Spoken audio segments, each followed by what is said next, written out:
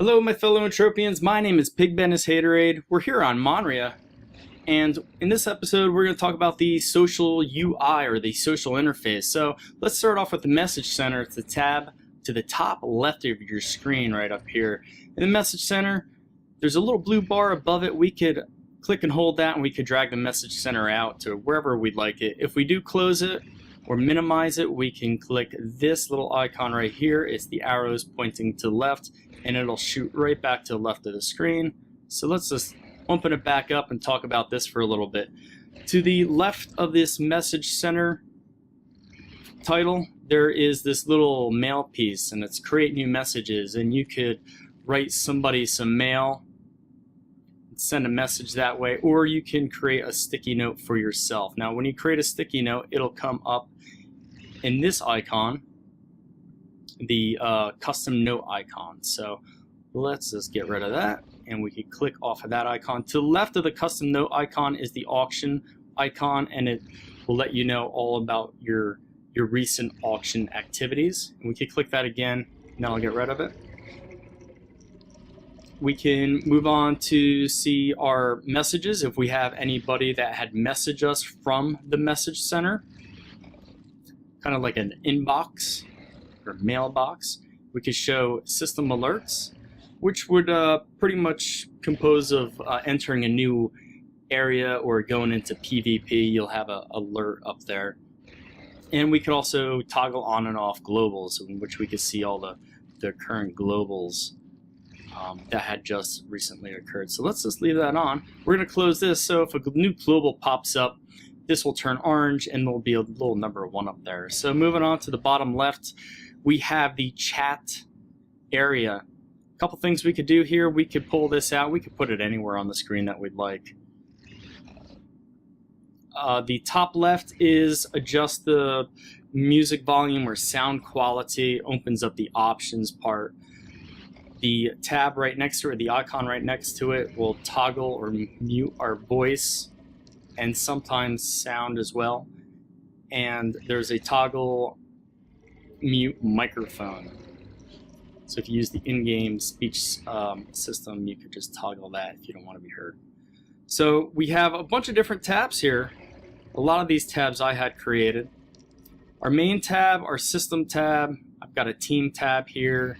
The rookie channel, and I use a couple others. Now to create a tab, you just want to right click on anywhere up here on these tabs or in this area, and then you could click the new tab function. So we have a new tab there. We could right click it and we could rename it, and we'll just call it 1 2 3 4 5 just for kicks. And then we could do a couple of things here. We could set it as a system and a society, or we could set them as, say, like a global and local, if that's your thing. Or, you know, you could create a local tab, a society tab, either way. And we can close tab, but we can also change the colors of the messages that are coming across as well. So if we go into, say, rookie chat, and mine is blue, just go up here, highlight rookie. We could go over here and we could change to orange. The next thing that we could do here is anywhere we could press enter, which is going to bring up our cursor to type. We could type in a rookie chat or anything else, but we could also type /help, and that will bring up a complete list of commands that you can do within the chat screen.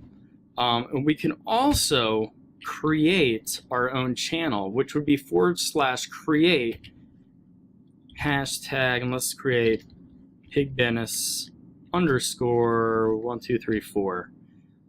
You have to use the hashtag in front of the name, and you could either use a dash or an underscore between the name and the numbers. Now, when you put the numbers in, it has to be more than 3. So let's just create our channel, and it'll give you the message: successfully created channel Pigbennis 1 2 3 4. The channel is now private. Now, to make that public, we would go /set hashtag Pigbennis _ 1 2 3 4, and we would type in public. And as you can see, channel Pigbennis 1 2 3 4 is now public. There's a bunch of other things that you could do with it. you should explore, see what you could do on your own. As far as the channel is concerned, I mean, there's so many things that you'd be able to do with it. You create a custom channel for your society, for your team, for just a bunch of friends that you know that are spread throughout the universe. And finally but not least is to the upper right hand corner is our contacts tag. And a couple things we could do here. We can minimize it just like our message tab. We could click this arrow up or down. It'll bring down our player registry and our filter. We could use the search function to search for someone within our friends list, which is down here. And we could bring up a player registry, search for player. We can also do a couple things for our profile. If we click this icon, we could bring up our profile. We could set our online status. Right now, I am currently available. I am online.